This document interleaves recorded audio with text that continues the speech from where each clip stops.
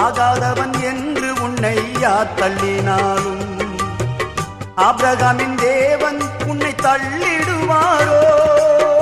தஞ்சம் என்று வருபவரை தள்ளாத நேசரவே, தஞ்சம் என்று வருபவரை தள்ளாத நேசரவே.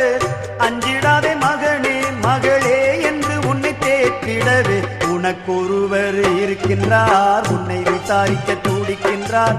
உன்னையும் என்னையும் இயேசு நேசிக்கிறார்.